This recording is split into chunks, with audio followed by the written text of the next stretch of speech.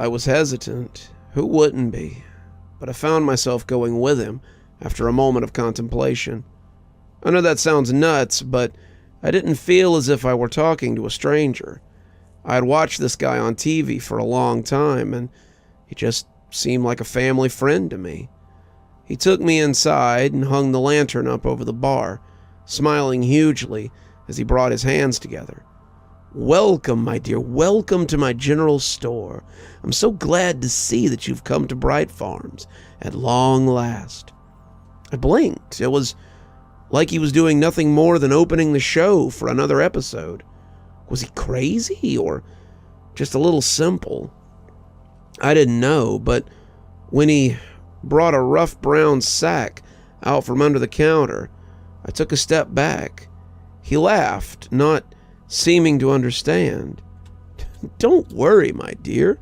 There's something a little less conspicuous for you to wear while we cross the farm. We wouldn't want to have to answer questions before we find your mother, would we?" That made sense, I supposed, and I opened up the sack to find a homespun dress, a bonnet, and some underthings. There were no shoes, but I supposed my tennis shoes wouldn't show from under the dress. I ended up just pulling the dress on over my clothes and slid the bonnet into place as I handed him back the undergarments. He nodded, clearly having expected me to change, but he accepted the bag and indicated I should follow him into the store. "I had expected you sooner," Brother Thomas said, as we walked through the back of the general store, "but I suppose later better than never." "Yeah, I imagine you did," I said, putting some things together, "probably in a squad car." Brother Thomas laughed to himself. "Well, yes, but only because the sheriff is such a good friend to the church. We had him on the lookout for you so we could get you here before the ceremony, but he said he had lost track of you. That's dangerous in Tylerville, my dear. Some people in town don't think much of us."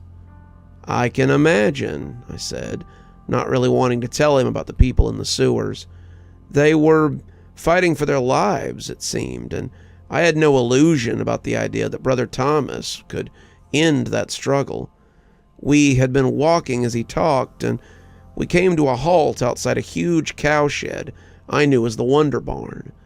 This was the place where miracles happened on the show, and I wondered how many miracles actually took place behind those doors. "Your mother is inside," he said, putting a key into the lock and opening the door wide. "In the Wonderbarn?" I asked, and when he nodded, I crossed my arms. "Why isn't she in the chapel where the service is being held?" "Because I called her here. She didn't want to come, but when I told her that her only daughter was waiting for her, she came quick enough. She's been waiting for a while, so if you intend to see her before the ceremony, I'd shake a leg." I was hesitant, but what if he was right? I didn't want to start off on the wrong foot, and I was already so late. Brother Thomas had led me here, after all. Why would he now try to mess things up when I was so close to the finish line? I stepped inside, studying myself as he smiled and nodded. "15th stall on the right, dear. You can't miss her." I turned to ask if he was coming too, but that was when he closed the door and left me in the dark. "I knew it," I chided myself, pounding on the door and yelling for him to let me out. Then the lights began to come on, a string of dome lights that seemed to go on for miles, and I saw the pins spread out like holding cells. As I watched, a familiar voice came down the hall, calling my name. It was her. It was my mother. She was calling me. "Angel, is that you? Come to Mother, Angel. I've waited so long." I was running before I could stop myself, and the stalls flew by as I silently counted. The stalls were interesting, but my mind was set. There was treasure in some, a whole car in another, children and things, and all kinds of stuff. Some of them were dark, too, shadowy corridors full of reflective eyes, and these I barely looked at. I was counting, and when I came to stall 15, I saw her there. It occurs to me now that I don't think I'd ever told you what my mother looked like. She's not a tall woman, maybe 5'4", with a head of corn silk colored hair and a smile that takes up a whole room. She was dressed in a simple dress, the one I had always seen her in. But her eyes, the same eyes I have, were the color of the ocean on a summer day. She looked up, as if on cue, and smiled at me as she spread her arms wide, inviting me in for a hug. "Welcome, Angel. I've waited so very long to see you. Come give your mother a hug." "Mom?" I half whispered, not sure this could be real, but wanting it to be true so badly. "Of course, Angel. Who else could it be?" She held her arms out, waiting for me to take the hint, and I ran to her. I dropped to my knees, wrapping my arms around her as we embraced. Her scent was familiar, a fragrance I had smelled in the bathroom during my childhood. It was jasmine and saffron, honeysuckle, old baby powder, the ghosts that haunted that bathroom. I'd seen Dad come in sometimes when I was getting ready for school or learning to use the toilet and just breathe in like he couldn't get enough of the smell. He would smile sadly, looking at me like I might be a ghost too, and then pat my head before going on his way.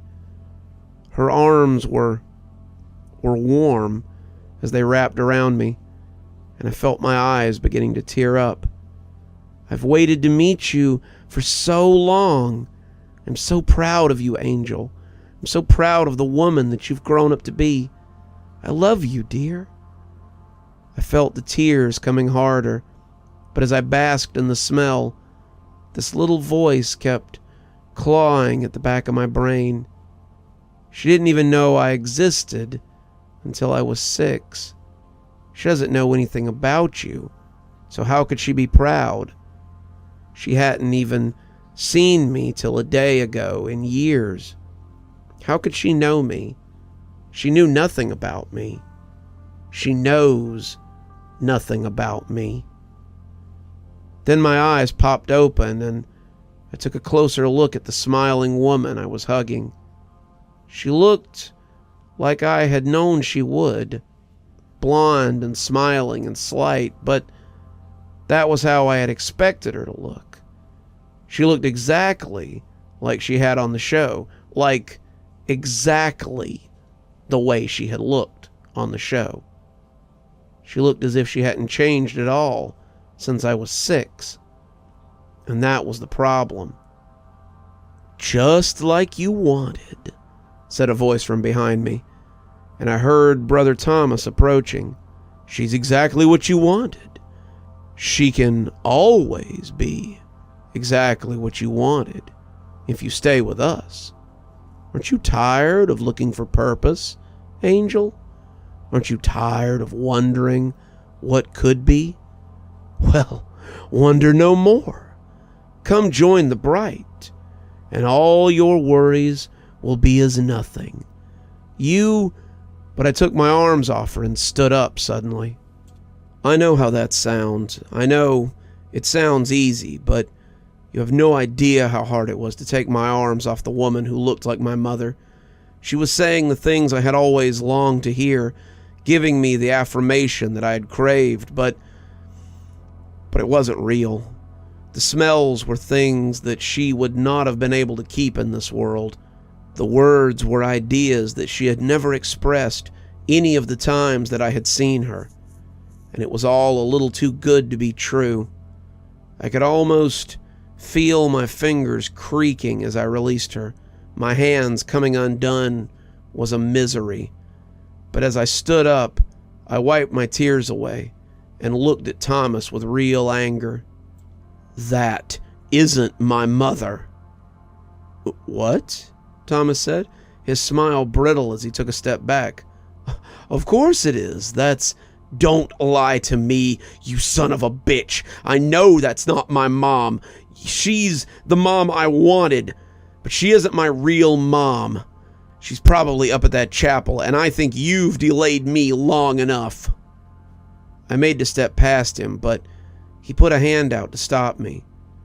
"Angel, this is what the Bright has given you. It's best not to spit on its gifts. This is what you wanted, thus the Bright has provided. Why not stay with a mother that will love you, that will be proud of you, that will shackle me to this place forever? Not likely." Thomas laughed, shaking his head. If you think your mother will be any better, then you are in for quite a shock. Why not stay here with this one? Have the mother you always wanted, the mother you deserve. Don't throw away your happiness for a mother that will never love you." He smiled at me, clearly meaning for it to be reassuring, but I shrugged his hand off. I'd rather be disappointed than live a lie. I walked past him, Thomas watching me pass a few of the stalls before calling out to me. "Angel, if you leave the Wonderbarn, there won't be any coming back. You won't be able to bask in the comfortable warmth of your mother again, and I won't be able to help you with the consequences. Come back, be happy, or proceed into misery. The choice is yours." I had stopped. God, I wanted to go back and have a mother who loved me. I could already see a nice little house for the two of us, something near the general store. We could cook meals and worship the Bright and be happy. She would braid my hair in the evenings. I could read to her. She would put me to bed and tell me how much she loved me, and I would never have to wander again. A very comfortable lie that I could stay caged in forever. I walked to the exit and closed the barn door behind me, closing out that comfortable delusion forever. I could still see the lights burning in the chapel on the hill. I made for it, and the consequences be damned. Good evening, everyone. It's me, Dr. Plague. I'm glad you made it to the end of the story. Thanks for stopping by.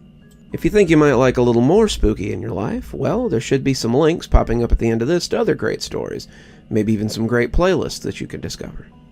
We update 7 nights a week, so there's always something new and something spooky waiting for you on the channel. If you like your spooky a little more tactile, there should be some links to Amazon down in my description, so go have a look over there. It should get you to all my latest books. Speaking of books, I've got my first horror novel, Towsy Homestead, available for purchase on Amazon. It's my first horror novel, so I'd really appreciate it if you'd go give it a look and maybe give it a buy too. If you'd like to support the channel, we have a subscription program here on YouTube, but we've also got a Patreon with lots of tiers and lots of different rewards. For example, our Spooky Skeleton contributors get their spooky 12 hours early. That's right, they get their videos at 8:30 a.m. as opposed to 8:30 p.m. Ghostly Reader tier contributors, that's a tier that's only available on Patreon, I'm afraid, get a book anytime I write one, signed and on their doorstep, hopefully in a timely manner. So, however you support the channel, whether it's monetarily or by enjoying our great videos here, thank you so much. Speaking of patrons, before we go, let's go ahead and thank them. Thanks to Sara, Unicorn Hollow, JustAmy, and Cinnamon Fox for being our spooky ghost contributors.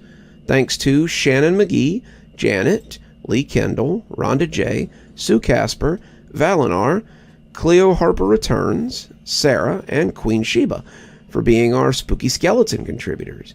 And thanks to Oh Snap, Winter, Xaronan, Stephanie Carrington, Tyler Parker, Grim Reaper, TomBoiTopUwU, Queen Sheebah, MissNewBooty, and Alex Connor for being our Ghostly Reader tier contributors. Thanks, everyone. We just couldn't do the show without you. And as always, thanks for stopping by. Dr. Plague, signing off. Have a wonderful evening.